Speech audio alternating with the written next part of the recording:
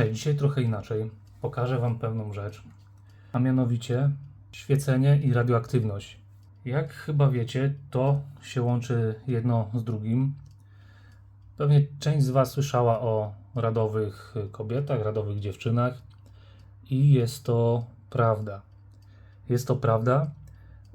Był taki problem, istniał taki problem. Zegarki były ważnym narzędziem wtedy, w czasach na przykład różnego rodzaju wojen. Musiały być też czytelne. Tak jak tutaj jest zegar z samolotu lub czołgu, nawet nie wiem dokładnie, zaraz Wam go pokażę. Nawet takie stare budziki, które pewnie słyszycie, jak on ładnie sobie cyka cały czas, musiały być czytelne. Nawet teraz, w tych czasach, co teraz sobie żyjemy, też duża część osób zwraca uwagę na to, żeby ich zegarek świecił.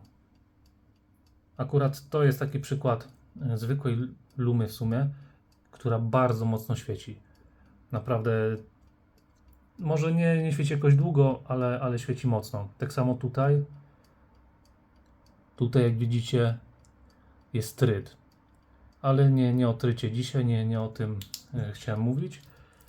Ale chciałem Wam pokazać, że to jest dalej ważne i to jest też brane pod uwagę często, gdy kupujemy sobie zegarek.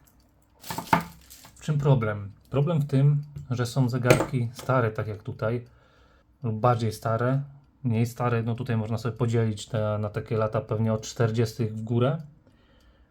Tu jakieś 50, 70, 60, coś takiego i one mogą też promieniować. Bo ta historia, tak jak wcześniej Wam wspomniałem, z radowymi dziewczynami jest prawdziwa i zaraz to sprawdzimy. Mam tutaj dwie latarki UV jeszcze, żebyście widzieli, dlaczego na przykład wybrałem dany zegarek. Tutaj jest jeszcze kieliszek, który również świeci. To jest szkło radowe. Do malowania tarcz i wskazówek była używana farba uranowa.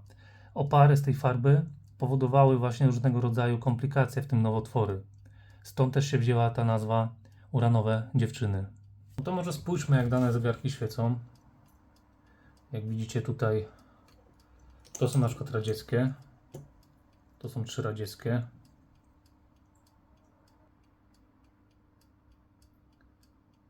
Tutaj luma już jest zjedzona, już jest wytarta, widzicie, tam jest taka patyna. No ale tutaj coś jeszcze świeci, nie? I teraz możecie zobaczyć, jak to wszystko reaguje na UV. Właśnie pod tym względem je wybrałem, bo one gdzieś tam tutaj łapią ładnie tą lumę. No tak jak ten. Dla porównania jakaś taka nowsza, no to wiadomo, że chociaż to też są lata jakieś 80., 90., ale to na pewno nie będzie radioaktywne, nie? To jest współczesne. Chciałem tutaj właśnie sprawdzić, jak to będzie wyglądało, jak to będzie wszystko świeciło. No i czy da jakikolwiek odczyt na dozymetrze. To jest dozymetr. On tutaj mierzy dawkę promieniowania, więc można to sprawdzić. Tak widzicie, mam tutaj trochę z tej strony trochę szwajcarskich. Tu jest jeszcze Niemiec. Tu są jakieś takie no-name, ale one bardzo fajnie świecą, więc też je wziąłem, a to są pewnie, chociaż to pewnie już lata 70. będą albo 60., więc raczej tu nic nie wyjdzie. Mam też takie, które podejrzewam, bo on na przykład tak jak ten, chociaż tu wydaje mi się, że ktoś już robił tą lumę jeszcze raz. No widzicie, jak te zegarki świecą. Jeżeli ktoś wie, z jakiego pojazdu to jest, to też się chętnie dowiem, bo ja akurat tego nie wiem, więc nie sprawdzałem. Kiedyś mi się trafił, więc tak został. Tu jest rula. Też niemiecka jeszcze. Znaczy już.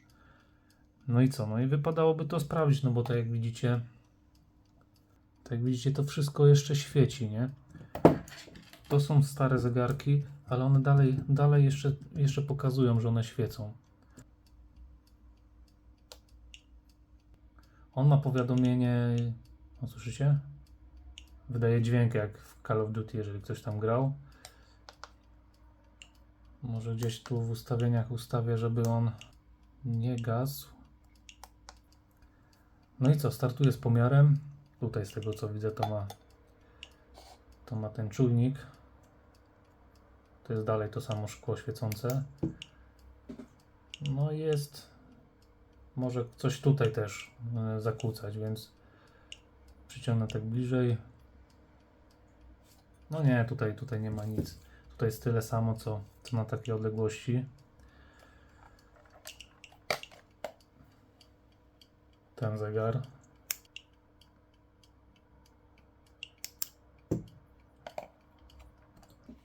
Zero 0,46 z odległości, ja wiem, 2 rąk. Więc no coś wskazuje, że jednak będzie tutaj coś promieniującego. Zacznę od tego zegara. Z czołgu, nie z czołgu, z samolotu. Tu ma jakiś numer, więc jeżeli ktoś coś wie, no to może dać znać.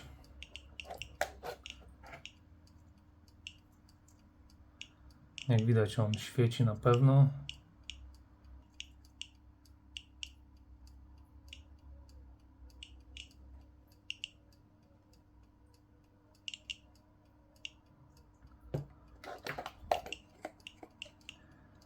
Może jakby mu zdjąć szkiełko, to byłoby lepiej.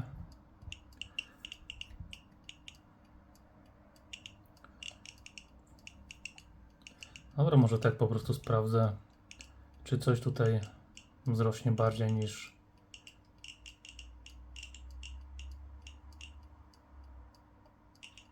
To są chyba 2 najstarsze radzieckie, jakie tutaj są. Moskwa i Pobieda.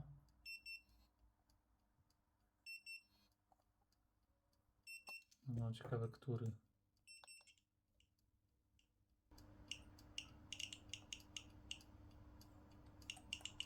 No tak myślałem właśnie, że ta Pobieda, też ją tak celowałem, że to będzie. Bo jak zobaczycie sobie na tą lumę, na przykład na tych indeksach pomiędzy cyframi, czyli te 5, 7 i tak dalej, to ta luma już jest ciemna, nie? Ona jest czarna, więc tutaj może być coś starego, nie?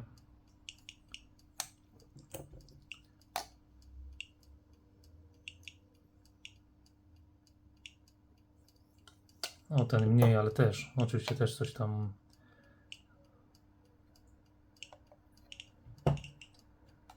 Lip.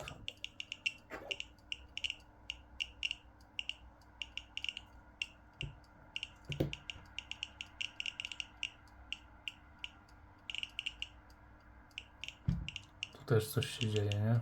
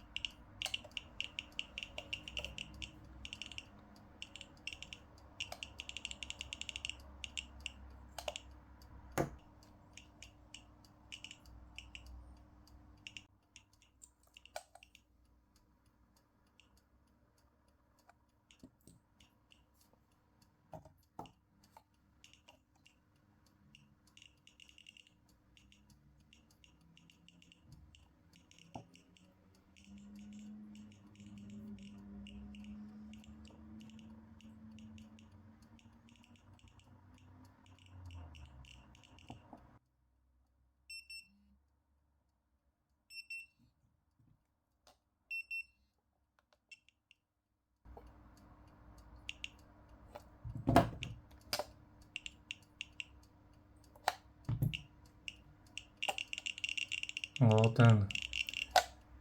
Alpina stara.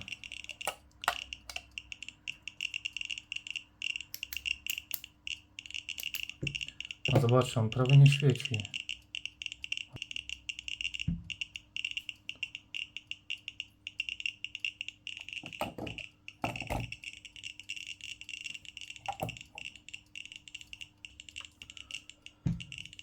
No to chyba mamy zwycięzcę, na razie ten.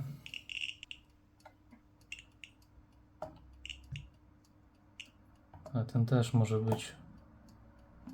Bo on też ma taką tą lumę ciemną.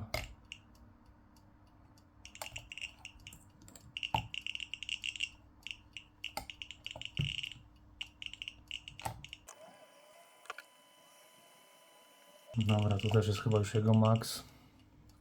Tylko czy to był ten?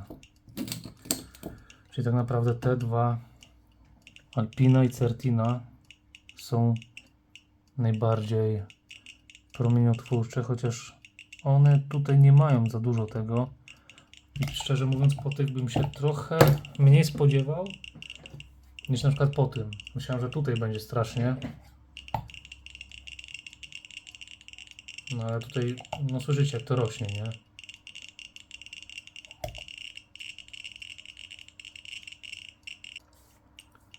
Radioaktywne zegarki nadal można kupić. Ja te dwa w sumie, pamiętam, że te dwa kupiłem u jednej osoby. Czy one są szkodliwe? No pewnie gdybyśmy go połknęli, no to mógłby być dla nas szkodliwy. Gdybyśmy zdjęli szkiełko i zaczęli tą lumę zeskrobywać, nacierać sobie nią dziąsła zęby, czy połykać, to też by pewnie był szkodliwy. Postanowiłem, że wam jeszcze coś dogram, bo tak, to są w sumie dwa najstarsze, które mam. Które mam powiedzmy na wierzchu, nie chcę mi się też szukać na razie innych.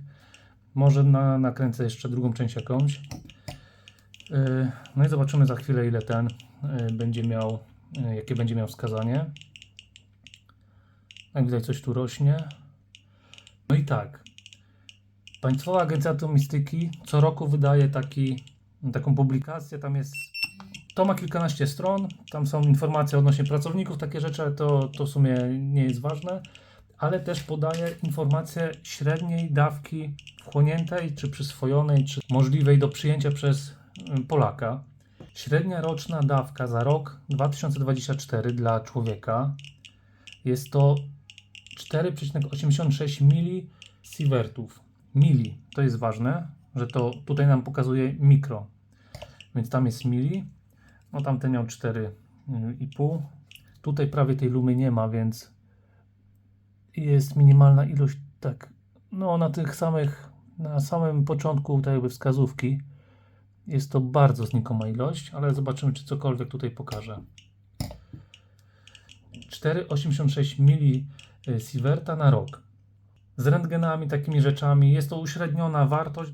Ja też nie jestem fizykiem, więc tutaj coś się mogę pomylić w tych obliczeniach albo w tym co wam mówię, więc też żebyście też nie brali tego tak dokładnie, no nie? No i spójrzcie, tutaj jest znikoma ilość, a on odbiera 2 mikrosieverta, więc no pomyślcie co by tutaj było, gdyby te wskazówki były całe wypełnione. No i sprawdźmy któryś z tych, no nie? Czy te dwa?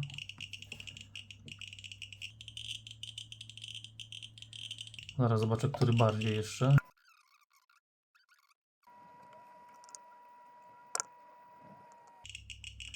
No jak widzicie, jest to dawka zdecydowanie za wysoka. Powiedzmy tak, że to jest, dajmy na to 35 mikrosieverta razy 8765, bo jest to ilość godzin w roku. Daje nam to 306 775 mikrosievertów rocznie. To trzeba podzielić przez 1000. Daje nam to 306, no 300, powiedzmy 307 milisievertów na rok. To jest bardzo dużo. Ale zegarka nie nosi się szkiełkiem do góry. Więc zobaczmy co tu się będzie działo. No powiedzmy, że to jest taka ilość, no nie? Czyli 8765 razy 269 podzielić na 1000. To już jest taka dawka podobna, na jaką mogą być narażeni pracownicy medyczni, powiedzmy, pracujący przy tych rentgenach. Czy to jest dużo? No chyba jednak jakaś ilość jest. Jednak tych zegarków nikt nie nosił raczej przez cały dzień, przez 24 godziny, a to jest tak policzone. Licząc sobie na połowę dnia, że ktoś nosił przez połowę dnia zegarek, no to wychodzi 11. Jeszcze zobaczę, co się stanie, gdy go otworzę. Widzicie, tutaj jest specjalne zabezpieczenie. Raczej jest to antymagnetyczne. Antimagnetic. To miało na celu po prostu nie pozwalać się zegarkowi namagnetyzować. Już go spróbuję wyciągnąć, tylko tak jakoś w miarę bezpiecznie.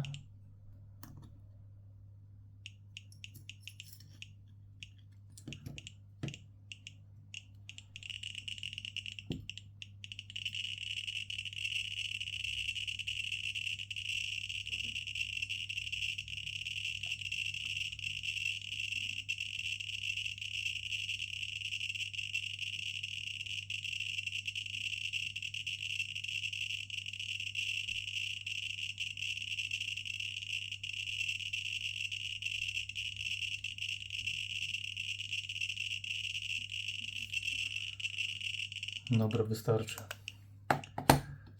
Tak więc, tak jak widzicie, zegarek dość mocno oddaje. Zrobię jeszcze jeden test, czyli mam tutaj najzwyklejsze pudełko. Tak jak zakurzone stoi mi nieużywane.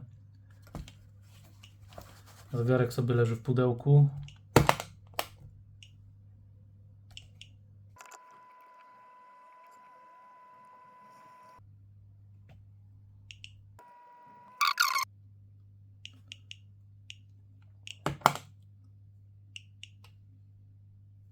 Teraz jeszcze 4 palce nad pudełkiem. Teraz zabiorę to. Pamiętajcie że też, że to jest chińska zabawka, nie? To też nie jest, nie wiem czy to w ogóle ma jakiś patent, czy w sumie 2025-04, więc wydaje mi się, że nie jest jakiś stary.